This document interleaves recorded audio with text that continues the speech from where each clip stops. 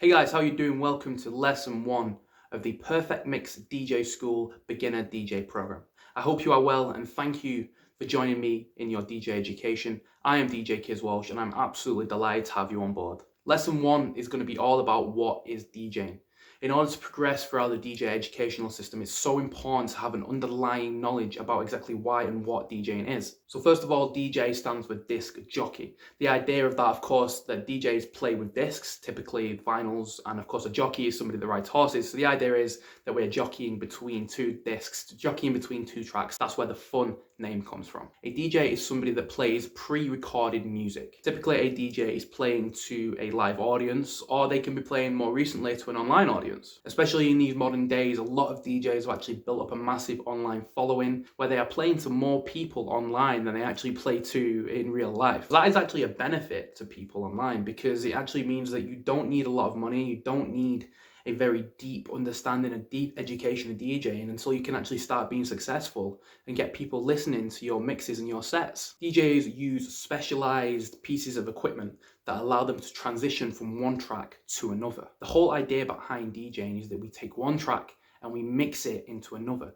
We want one track to mix into the other seamlessly so that both tracks sound like they were made together. The aim of the whole thing is to play track after track after track that seamlessly transition throughout so that you can have 1 hour that sounds like a full song. This is often referred to as a DJ mix or a DJ set. And the main goal of the DJ is to make people dance and to make sure that the music never stops. Transitioning smoothly from one track to another is done by matching the beats of certain tracks. Different tracks are made in different beats per minute and different genres. So it's our job as the DJ to match these up so that they can transition smoothly. DJ equipment often features lots of creative techniques and creative ways to transition from one track to another.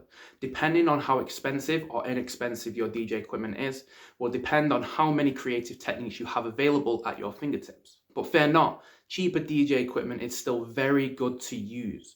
There is still many ways to transition and creative ways to transition from one track to another. You don't need the big CDJ system. You don't need what you see at Tomorrowland or in clubs. All you need is an entry-level controller and you can actually do any transition that you'd like. In fact, I would go as far as saying that the entry-level equipment is much easier to learn on. It simplifies everything back. It allows you to take baby steps and it allows you to learn DJing at your own pace. Often when you get greeted by a full CDJ system, you will feel overwhelmed. There is so many buttons, there is so much to do that you don't know what to do. So having an entry-level controller actually benefits beginners. We will break down different ways to transition between each tracks in a future lesson. It's important to know that there are actually 5 different types of DJs. The first one is a club DJ. Club DJs are of course somebody that plays in a club, typically dance music or lifting music that people can dance to and have a good time. There are also radio DJs. These DJs are people that play music typically to an audience listening on the radio, or sometimes they can be listening online too. And they're playing more popular tracks that people can sing along to. Doesn't necessarily have to be dance music, but again, uplifting music is always important when being a DJ. You don't really want to play sad music that's going to depress people. It's all about being happy, getting people dancing, getting people enjoying themselves. Another type of DJ is actually a music producer. Now, I like to think of a music producer as more of a producer DJ than a DJ producer. And what do I mean by that? Well, typically music producers get into the DJ scene by kind of having to.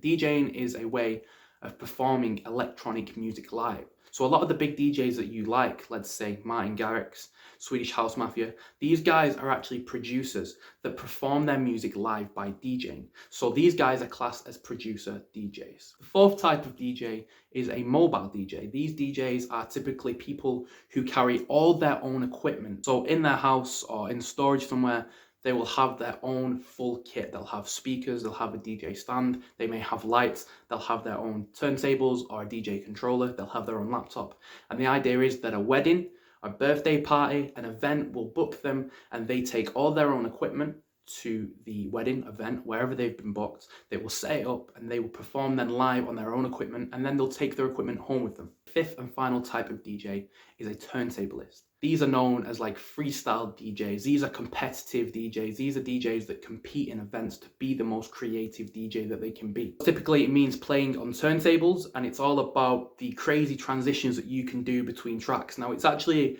possible to be a turntablist DJ on a DJ controller, and I would actually go as far as saying a lot of the other DJs that we mentioned do have elements of turntablist DJs in them. Of course, it is its own type of DJ. There are DJs out there that only practice, that only play to create routines and to enter competitions to be a creative and hopefully win competitions to be the best DJ. All 5 of these DJs will be broken down in a future lesson. Being a DJ is all about selecting the right music for the audience that is listening. It's not about always playing the music that you want to play or the music that you think people want to hear. It's about watching the crowd, listening to the crowd, and understanding exactly what people want. Now, of course, depending on what type of DJ you are will depend on what type of music you play. If you're playing wedding or events as a mobile DJ, it's going to be more pop music, classic music. It's going to be about playing different genres. Where if you're a club DJ, you're probably going to be sticking around one genre, and it's about playing the tracks that people want to hear at that time in the club. But it's important to remember that no matter what type of music you play, the goal is to get people to enjoy themselves. We want to make people dance, we want to make people sing, we want to make people happy. So we have to bear that in mind. When we're selecting a track, we always have to bear in mind what the crowd wants to hear, what's going to make them happy, what's going to make people enjoy themselves. Now, what is actually required to be a DJ? Well, the first thing you need actually is a passion for music and for DJing. It's quite a simple one, but if you don't have a passion for music and you don't have a passion for DJing, the likeliness is that you're going to lose interest. You're going to lose interest early on. You're going to kind of push it to a side and you're going to give up. If you're passionate about music and if you're passionate about DJing, the likeliness is that you're going to go a very long way.